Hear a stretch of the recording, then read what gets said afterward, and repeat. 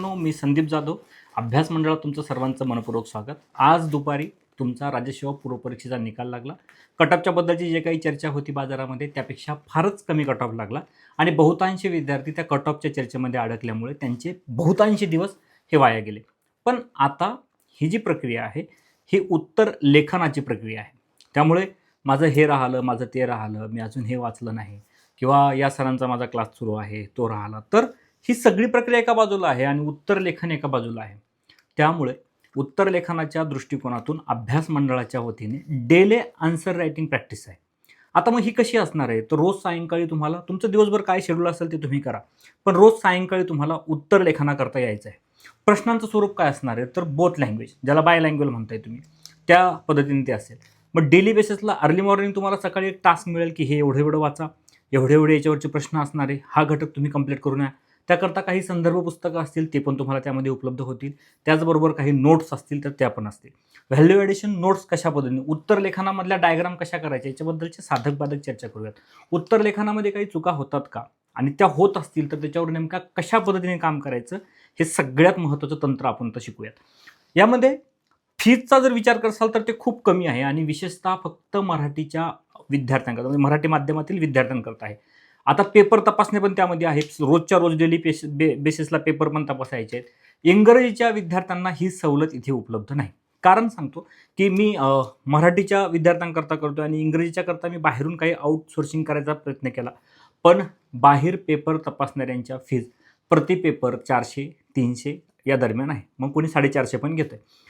मग हे जर या फीजमध्ये ते स्ट्रक्चरल बेसला 30-35 दिवस कंटिन्युअसली तुम्हाला रिगरसली लिहायचं आहे तर ते शक्य होणार नाही. त्यामुळे इंग्रजीच्या मुलांना फक्त पेपर उपलब्ध होतील. तपासायला जर तुमच्या पद्धतीने तुम्ही तयार असाल तर ते निश्चितच तुम्ही करा. पण हा जो प्लॅन आहे, आपण म्हणू का नाही, असाध्य ते साध्य करिता सायस कारण अभ्यास तुका म्हणा, तर तुका म्हणे जो येतो त्यातलं जे वाक्य आहे शेवटी, कारण अभ्यास तुका म्हणे, तर ते त्या पद्धतीने आपण गेलो पाहिजे. रिगरसली काय करायचं आहे, मी असे काही विद्यार्थी मानतोय की जे विद्यार्थी मेहनत करायला कचरणार नाही, फक्त योग्य दिशेने आपली मेहनत गेली पाहिजे. मी म्हणतो किती सिलेबस आहे, साधारणतः ही पहिलीच परीक्षा आहे. 2 प्रकारे ही परीक्षाकडे तुम्ही बघितलं गेलं पाहिजे. एक तर संधी म्हणून बघितलं पाहिजेत. बहुतांश विद्यार्थी मेनचा फॉर्म भरणारच नाही, हे कायम लक्षात घ्या. कारण त्यांच्याकडे 30-35 दिवसाचं टार्गेट दिसतं, त्यांना ते शक्य वाटत नाही. पण तुमची ताकद आहे, क्षमता आहे, तर तुम्ही निश्चितच भेटा आणि ह्या परीक्षेला भिडा तुम्ही. ही परीक्षा अत्यंत सोप्या पद्धतीने तुम्हाला समजून सांगतो. ह्या परीक्षेमध्ये सरळ साधे सोपे प्रश्न असतील. त्यामुळे तुम्हाला फक्त उत्तर लेखन आणि पेपर कंप्लीट करणे एवढा टास्क जरी पूर्ण झाला तरीही बऱ्यापैकी आपण ही परीक्षा पास करू शकतो. आणि माझं हेच आहे की माझा जो मॉड्यूल्स तयार केलेला आहे की ओनली टार्गेट आहे आणि ओनली फॉर टॉपर्स. मला यावर्षी टॉपर्स घ्यायचे आहेत किंवा मला नाही का यावर्षी परीक्षेमध्ये पास होणाऱ्या विद्यार्थ्यांवर काम करायचं आहे. कारणमीमांसा देणाऱ्या विद्यार्थ्यांसाठी हा उपक्रमच नाही. होईल का, नाही होईल का, तुमचंही यावर्षी होणार नव्हतं, तुम्हाला 130 मार्क सांगितले आणि तुम्ही 116वर होता म्हणून पास झाला, तर ही एक सगळी प्रक्रिया आहे. त्यामुळं दिवस मिळतील का, नाही मिळणार का, तर ह्या सगळ्या भानगडीत न पडता रिगरसली जर तुम्ही या उपक्रमामध्ये सहभागी होऊ शकत असाल तर निश्चित व्हा. इथे तुमच्याकडनं सगळ्या गोष्टी करून घ्यायच्या आहेत. सगळ्या गोष्टी म्हणजे उत्तर लेखनाच्या पहिल्या दिवसापासूनच तुम्हाला लिहिता आलं पाहिजे. मग किती लिहिता येतं, साधारणतः 60 पानापर्यंत लिहायचं आहे, तुम्हाला 50 पानापर्यंत लिहायचं आहे. मग प्रश्नांचे स्वरूप काय आहे, 10 मार्काचा एक प्रश्न आहे, 15 मार्काचा एक प्रश्न आहे. मग 10 मार्काचे किती प्रश्न असणार, 10 प्रश्न आहे. म्हणजे ते पुन्हा नाही का व्हेरी होत राहतं की तुम्हाला GS 1 2 3ला काय आहे आणि 4ला काही वेगळं आहे का ते. त्याच्यानंतर एसे आहे तुमचा, एसे पण तुम्हाला व्यवस्थित लिहायचा आहे. त्याच्याकरता तुम्ही नाही का जे माध्यमं निवडले त्याच माध्यमातून. ऑप्शनलबद्दलची पण चर्चा आहे. आता ऑप्शनल ह्या प्रक्रियेमध्ये घेणं शक्य नाही, पण ऑप्शनल करता तुम्ही एक दिवस तुमचा राखीव ठेवा.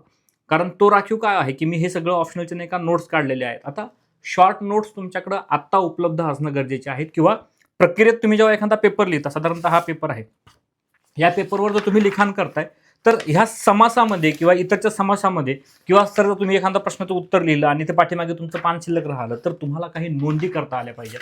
मग साधारणतः एका हप्त्याभरात तुम्ही किती पेपर सोडवले, 6 पेपर सोडवले, मिनिमम 7 पेपर सोडवले.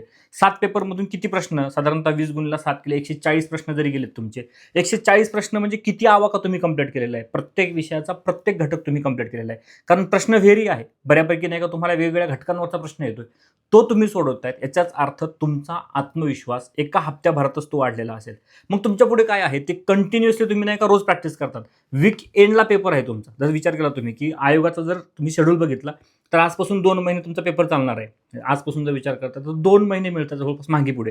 मग 2 महिन्याच्या प्रक्रियेमध्ये 1 हप्त्याचा कालखंड तुम्हाला मिळतो, जो म्हणत नाही का तुम्हाला रिव्हिजन करायचं आहे. मग समजा उदाहरणार्थ GS1 वर तुम्ही काय केलेलं आहे, त्याच्या नाही का वेगवेगळ्या इतिहासातली प्रक्रिया बघितली, भूगोल बघितला आणि पर्यावरणीय त्याच्या संदर्भातल्या काही चर्चा बघितल्या. त्या सगळ्या एका दृष्टिकोनातून तुम्ही काढल्या. तुम्ही मेन्स याच्या अगोदर केलेल्याच आहेत किंवा किंबहुना तुम्ही प्रिलिम्सला पण ते बऱ्यापैकी हाताळलेलं आहे. त्यामुळे तिथे तुमचा गोंधळ येणार नाही. आता प्रश्न कुठं आहे, फक्त इथिक्सच्या संदर्भाने. इथिक्समध्ये मार्केटमध्ये भरपूर पुस्तक आहे. कोणाचं एक पुस्तक उचला आणि त्याच्यातून नाही का तयारी करा. तुम्हाला आमच्या बाजूने आम्ही नोट्स देऊयात. नोट्स आमच्या बाजूने काय काय आहे साधारणतः काय, तर ह्या उपक्रमामध्ये प्रॅक्टिस आहे, नोट्स आहेत. नोट्सच्या ॲपला मिळतील तुम्हाला, बाहेर मिळणार नाही. मेंटरशिप आहे. मग पर्सनली मला टार्गेटेड तेच आहेत की मला रिझल्ट अपेक्षित आहे. जे पोरं रिझल्टसाठी असतील त्यांनीच फक्त मंडळाशी जोडल्या जातात. बाकी टेस्ट सिरीज बाहेर उपलब्ध आहे, त्याच्यावर तुम्ही नाही का कंटिन्यू जॉईन करू शकता. माझी टेस्ट सिरीज नाही, मला फुल लेंथ पण घ्यायच्या आहेत, मला केस स्टडीज पण घ्यायच्या आहेत. मला एनी हाऊ एनी कंडिशन मला रिझल्टमध्ये नाव असणार अशा मुलांसाठी काम करायचं आहे. कारण ते मुलं जे आहेत ते नव्हतं आपण की विश्वास ठेवला आणि आपल्यावरती सोबत येत आहेत, आपण काम करतोय. मग प्रत्येक घटकाचं डेली बेसिसला आज सकाळी नाही का ह्या गोष्टी पडल्यात, टेलिग्रामला पडतील किंवा तुमचं स्वतंत्र ग्रुप असेल त्याच्यावर पडल्यात. त्या ग्रुपला पडल्यावर तुम्हाला ते वाचायचं आहे. त्याच्याकरता मी तुम्हाला संदर्भ साहित्य पण सांगेल, कुठून वाचायचं, काय वाचायचं. याच्या व्यतिरिक्त तुमच्याकडे काही नोट्स असतील, तुम्ही विविध क्लास केले असतील किंवा तुमचं स्वतंत्र एक आकलन आहे, विचारशक्ती आहे, तर त्या पद्धतीनेही तुम्ही गेला तरीही चालेल. पण ही प्रक्रिया पास होण्याची प्रक्रिया असली पाहिजे. कारण आत्मविश्वासाने ह्या परीक्षेला समोर जायचं आहे. बऱ्यापैकी स्पर्धा 30 दिवस मिळतात म्हणून नाही का कमी झालेली असेल, तर ती सोडून आपल्याकडे काय आता कमी शिल्लक जास्त दिवस काय राहिले, कमी दिवस काय राहिलेत, आपल्याकडे काय आहे ना, अजून आपल्यावर कशावर तयारी करायची, ह्या सगळ्या गोष्टींचा आपण इथून पुढच्या काळात भेटूयात. हा उपक्रम अत्यंत सुलभ दर्जामध्ये असेल आणि हा फक्त आणि फक्त मराठीच्याच म्हणजे मराठी माध्यमातील विद्यार्थ्यांसाठी असेल. इंग्रजीच्या माध्यमातील विद्यार्थ्यांना प्रश्नपत्रिका, उत्तरपत्रिका लिहिण्यासाठी मिळेल, पण तपासणाऱ्यांची हमी नाही. याचं कारण एकच आहे की याच्याकरता बाहेर आउटसोर्सिंग करणे मला परवडणार नाही आणि ते तुम्हालाही परवडणार नाही. साधारणतः पेपर तपासण्याकरता फीज मी सांगितलंच तुम्हाला की 300, 350, 400 रुपये नाही का बाहेर घेतात एक पेपर तपासायचे.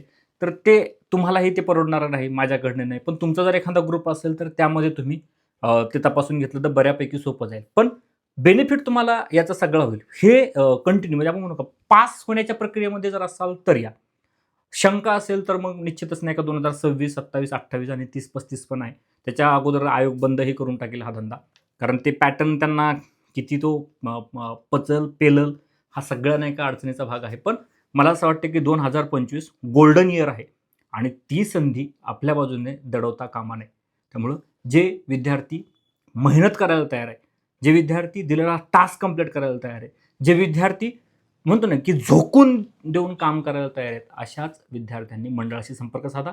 हा उपक्रम 1 तारखेपासून सुरू होतोय. म्हणजे आजची 27 आहे, 28 आणि 1 या 2 दिवसामध्ये नाही का जेवढे विद्यार्थी, मला जास्त विद्यार्थी नको, जेवढे विद्यार्थी येतील पास करायकरता जेवढ्या आपल्याला मेहनत करता येईल. 1 महिना साधारणतः मी तुम्हाला सांगेल तहान, भूक आणि झोप हे सगळं विसरा आणि सगळ्यात महत्त्वाची गोष्ट तुमच्या हातात असणारा मोबाईल तोही विसरा. ज्याच्यातून तुम्ही मला ऐकताय तो सुद्धा कधी-कधी प्रॉब्लेमॅटिक ठरू शकतो. 1 महिना रिगरसली आपण तयारी करूयात. निश्चितच त्याचे परिणाम तुम्हाला रिझल्टमध्ये दिसतील. हा उपक्रम 1 मार्चपासून चालू होतोय आणि तिथून आपण कंटिन्यू भेटत राहू. धन्यवाद.